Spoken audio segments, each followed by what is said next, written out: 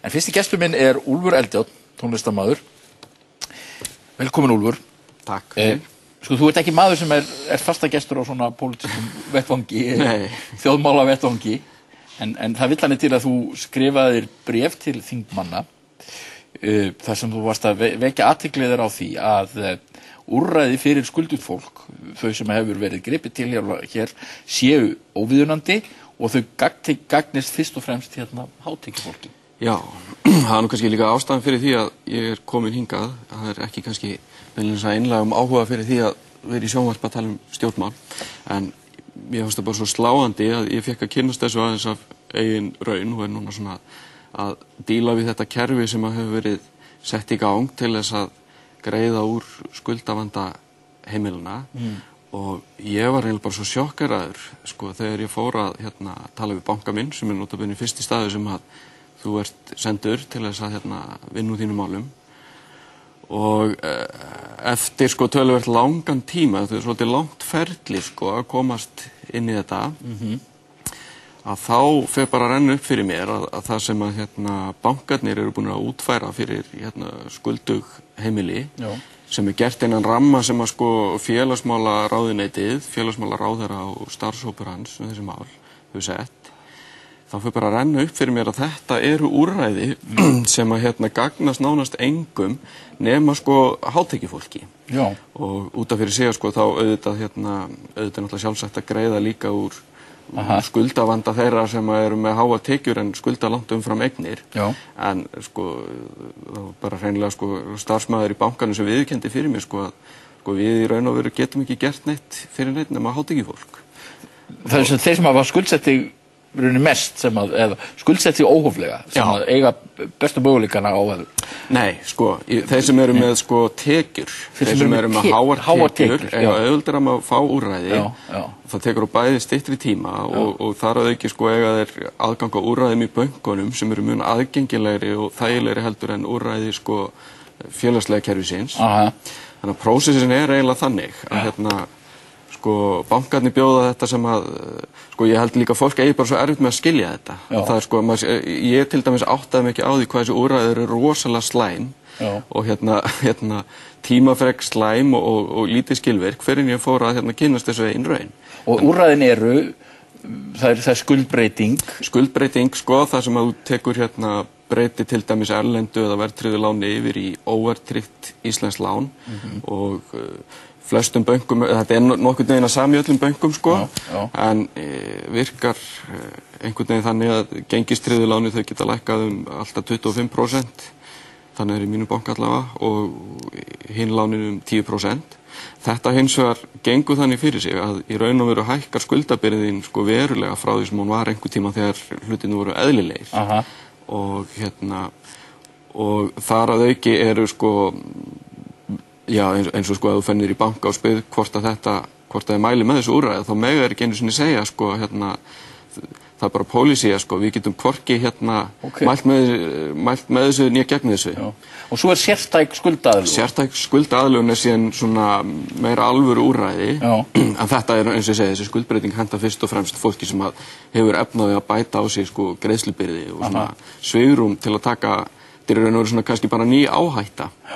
Og síðan það sértæk skuldaaðlögun sem þessi leið sem virkar þannig í bankanum mínum að þú ert farin að skulda kannski eitthvað langt umfram eignir og ef þú ert með húsnæðislán og það komið eitthvað langt yfir það sem húsnæðið kostar í dag, þá sem sagt hægt að virkar þetta úrræðið þannig að þú getur fengið höfuðstól lánsins eða lánana lækkaða niður í sem nemur 110% af markaðsvirði eignarinnar. Og til þess að komast inn í þennan pakka sko, þá þarftu að hafa greiðslubyrði sem að ráða við greiðslubyrði sem nemur sko 80% af þessari nýju lánsupphæð. Og ég ætla ekki að fara alveg út í dítelina, þetta pínulítið flókið sko. En allavega sko, ef ég tek svona tvö mjög öfgakend dæmi þetta úrræði, því sjálfur sér þetta úrræði sem lítur mjög vel út. Hins vegar þá þarfst að komast ekki greiðslumat og greiðslumatið er svolítið hart af því að þú þarft að ráða við sko útreiknaða framfærslu og þeir leggja sko 50% ofan á það og bankarnir eru notabene sko opinbera stofnanir ekki miðað við allt annað neysluviðmið, þetta ekki sama neysluviðmið sko í gangi hjá lánasjóðunum og svoleiðis. Og þeir sem sagt reikna framfærslu og tölurnar sem koma út úr þessu eru bara þannig að fólk sem með sko meðalega lægri tekjur á mjög erfitt með að komast inn í þetta nema þá að sko vandamáli sé bara það lítið að það eiginlega taki ekki hvað sem en sko ef ég á að setja upp svona tvö mjög öfgakennd dæmi og sko þetta bara allt sem mjög sirka sko, ég engin starffræðingur en ég stend alveg þetta enga síður að við erum með hjón sem eru til dæmis bæði hátekjufólk og segjum að þau séu sko það rosalega vel í það góðu starfi að þau fái sko sko 1300.000 eftir, fyrir skatta segi ég og þau eiga svona svolítið stórt og flott hús, 2 börn og 1 bíl bara svona til hægðarauka og segjum að sko húsið sé metið á 50 milljónir í dag og lánin eru komin upp í kannski 90 milljónir, þetta eru fólk sem tók svona risastórt erlent lán kannski. Þetta fólk sem sagt sko, það getur farið í mat og af því að það er með svo rosalega góða tekjur, þá ræður það við afborganirnar af þessum 110% niðurfærslu. Það getur sem sagt á nokkrum vikum farið gegnum bankakerfið, fengið 35 milljónir afskrifaðar af því að það eru með svo rosalega fína tekjur. Venjulegt fólk sem væri kannski svona dæmigerð fjölskylda sem væri með íbúð sem á metin á 25 milljónir í dag og væri með 35 milljóna lán, eitthvað svona lágtekjufólk. Þau þurfti að ná sko 478.000 með þessa tölur eftir skatta í laun og komast þar að leiðandi ekki inn í úrræðið. En það sem þau væri að fá þá, þau væri að fá sko 7,5 milljónir afskrifaðar. Þetta fólk þarf síðan að fara í miklu svona lengri prósess sem þarna gegnum sértæka greiðslu aðlögun hins opinbera sem í gegnum ráðgjafarstofu heimilana. Eins og staðan í dag þá tekur þetta úrræði sko marga mánuði í vinnslu. Þannig kerfið líka seint? Já, kerfið seint og þarna kemur annað sko sem ég var líka bent á og það var bara góður maður í bankanum sem var að bara reyna að hjálpa mér og hann sagði mér sko, ef þú ætlar að fara þarna í sértæka skuldaaðlögun þá bara mæli ég með því að þú ráðir lögfræðing. Það er svolítið dýrt sko en það þýðir það að þú kemst miklu fljótar í gegnum þennan prósess. Ef þú ætlar í gegnum ráðgjafarstofu heimilina þá er sko biðtíminn hann sko 2-3 mánuðir að minnsta kosti. En það er kannski ekki hugmyndin að fólk sé að ráða sér lögfræðinga? Nei, ég meina þetta er bara mismunun eftir tekjum. Allt þetta er bara með rosalega gott dæmi mismunun eftir tekjum. Og mér finnst það sko sláandi að ég hlusta á félagsmálaráðherrann sem útfærið nota bene þessar lausnir. Þetta er ekki einhver arfleið frá fyrri ríkisstjórnum eða eitthvað svoleiðis. Þetta var bara starfshópur og pólitískar ákvarðanir hans og þessari ríkisstjórnar. Mér finnst það bara alveg rosalegt að heyra þennan mann koma fram í viðtalinu eftir viðtali talandi það að það sé verið að allar aðgerðir séu svona sérstaklega miðað við að hjálpa þeim sem eru verst staddir eða hafa lægstu tekjurnar eða eru svona lægst settir í þjóðfélaginu. Og þú segir að það sé ósatt? Þetta er bara ósatt sko, þetta er bara að það er búið að búa til rosalega fínt kerfi og auðvitað ekkert, mér finnst ekkert að því persónulega sko að bjarga hátekjufólki sem skuldavandamálum. Mér finnst ekki að þau að fara fram fyrir röðina. Og þetta er það kerfi sem er búið að útfæra. Það er bara... En sko, það er náttúrulega sko spurningin í þessu er náttúrulega þessi stóra spurning, var einhver sko forsendubrestur í þessu öllu sem þarf kannski bara leiðrétta fyrir? Ég sá að þú varst einhvern veginn að tala um þessa gríðarlegu eignatilfærslu sem hefur orðið. Já, sko, þetta er líka annað sem ég skil ekki, sko, því að kerfið í raun og veru, þetta skuldaaðlögunarferli og allt það saman, sérstaklega hefur komin í hið opinbera, það í raun og veru kemur fram við fólk sem er í þessum vandræðum eins og sko bara var komið fram við hvert annað fjáróreiðu fólk áður.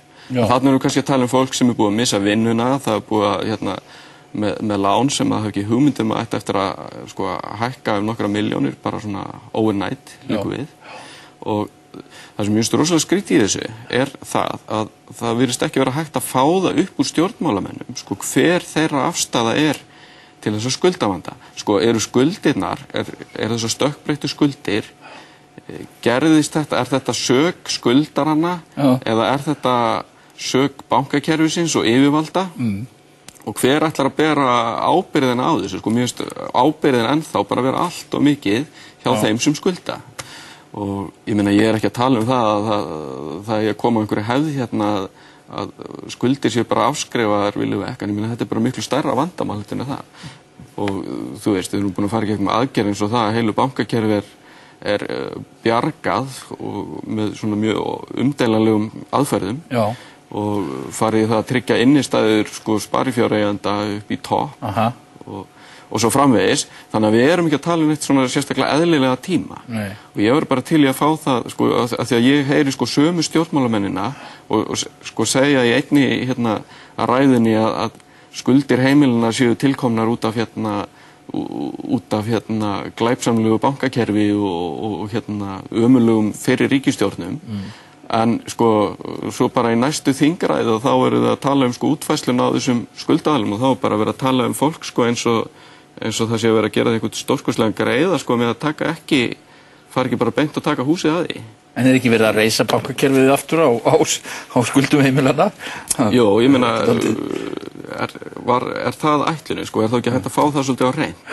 Bara segja bara því miður, sko, við ætluðum ekkert að fara að hjálpa skuldsettum heimilinu sérstaklega því að við ætlum að reyna að endurreisa kerfið á því. Já. Og það er bara því miður, þið verða að fórna ykkur fyrir heildina.